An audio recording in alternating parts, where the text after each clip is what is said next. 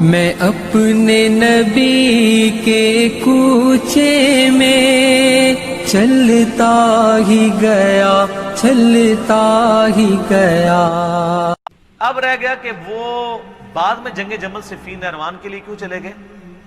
وہ اس لیے چلے گئے کہ اس وقت مسلمانوں میں ہی دو گروہ بن گئے تھے، حق ایمبیگوس ہو گیا تھا، مبہم ہو گیا تھا۔ اس کے لیے ضروری تھا کہ حضرت علی خود میدان جنگ میں اترتے تاکہ لوگوں کو یقین آ جاتا کہ اگر حضرت علی باغیوں کے خلاف قتال کر رہے ہیں جنگ جمل صفین اور نہروان میں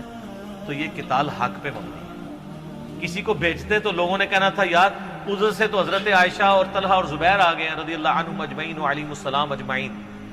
ادھر سے عمار ابن یاسر چلے جاتے ہیں تو لوگوں نے کہنا تھا یار وہاں تو حضور کی بیوی ہیں،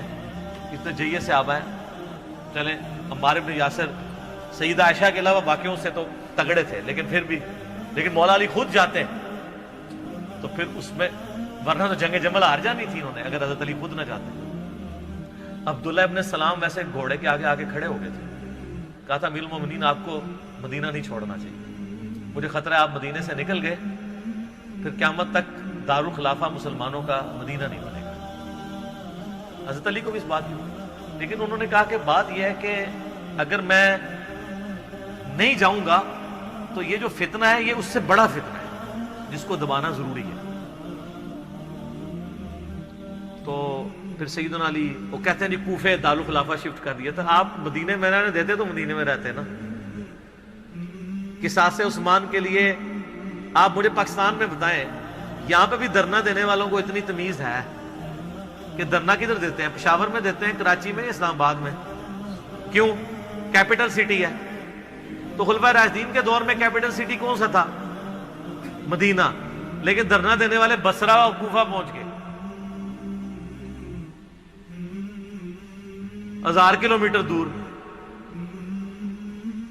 کہ ہم خود بدلہ لیں گے، قانون کو ہاتھ میں لیں گے۔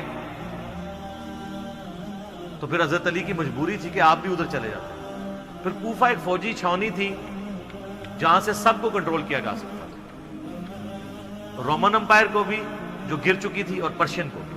وہ سینٹر میں، اس لیے حضرت عمر نے اپنے دور میں سے فوجی چھاونی ڈکلیئر کیا تھا۔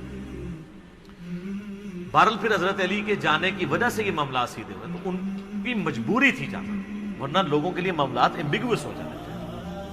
آج تک بھی لوگوں کو سمجھ آ رہی، تو اس زمانے میں جنہوں نے لڑنا تھا انہوں نے کیا لڑنا تھا؟ صحیح بخاری میں موجود ہے نا، حضرت عمار ابن یاسر کو مولا علی نے بھیجا، بخاری کے الفاظ ہیں، وہ ممبر کی نچلی سیڑھی پہ بیٹھے اور حسن ابن علی کو اوپر والی سیڑھی پہ رکھا تاکہ سب لوگ دیکھ لیں جنتی نوجوانوں کا سردار بیٹھا ہوا ہے،